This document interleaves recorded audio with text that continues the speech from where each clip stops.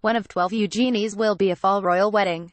Unlike Will and Kate, who tied the knot on April 29, 2011, and Harry and Meghan, who wed on May 19, 2018, Eugenie and Jack are saying "I do" in leaf-peeping season on October 12, 2018, by having their big day in fall and not spring or summer, like Diana and Charles on July 29, 1981, the couple are breaking a fairly recent royal tradition.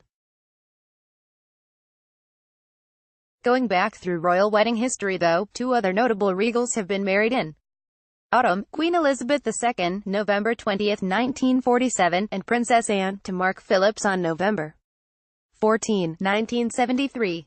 Advertisement, continue reading below. Advertisement, continue reading below. 2 of 12.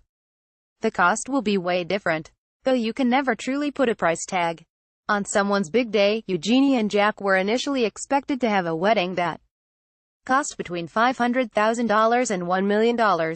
But more recent estimates, taking into account the gown, the security detail, and various receptions, put the figure now at a whopping $3.5 million. This number, while huge to non-royals, doesn't even come close to Harry and Meghan's ceremony, which many reported ending up being around $46 million.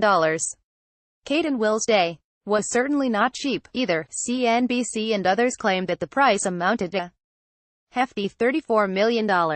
Advertisement, continue reading below. Advertisement, continue reading below. Advertisement, continue reading below. 5 of 12 more people were invited to Kate and Will's, but not as many as Meghan and Harry's.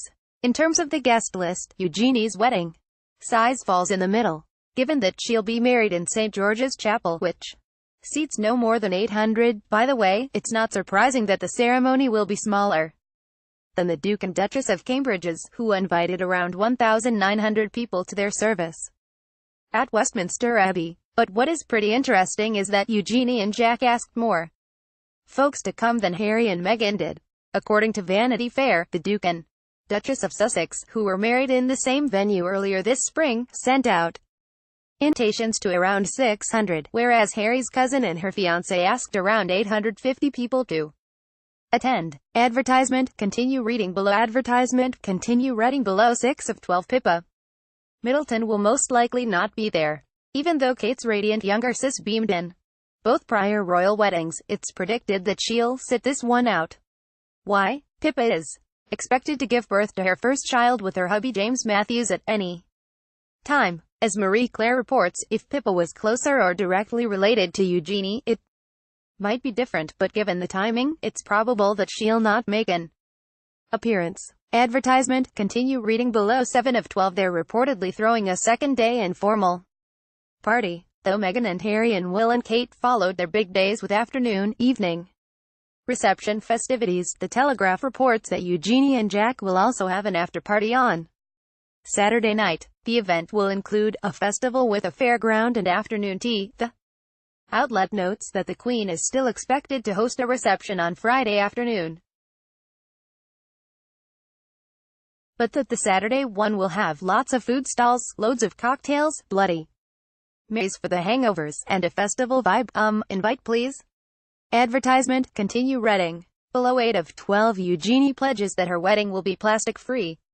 It's no secret that the bride-to-be is a staunch advocate for reducing the use of plastic in our world. Not only has she posted about it on her Instagram page before, but she also has taken on the role of Project Zero ambassador, which aims to clean up and take better care of the ocean.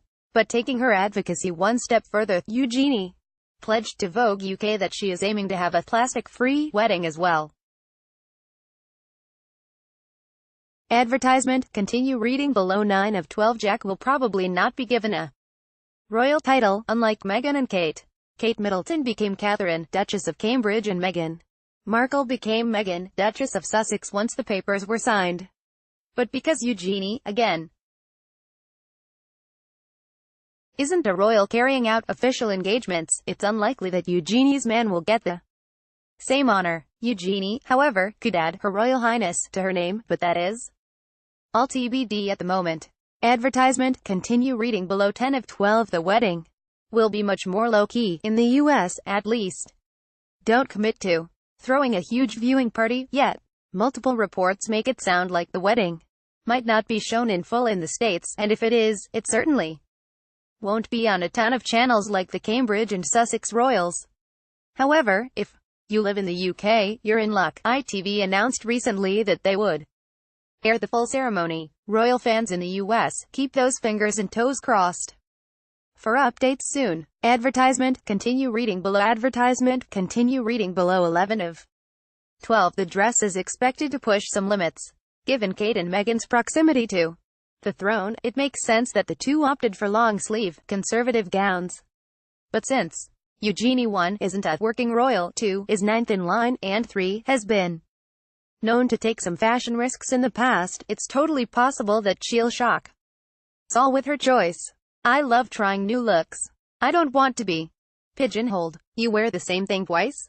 Great. If you don't, great, she told Harper's Bazaar in 2016. One thing is for certain, though, Eugenie declared that the dress will come from a British designer.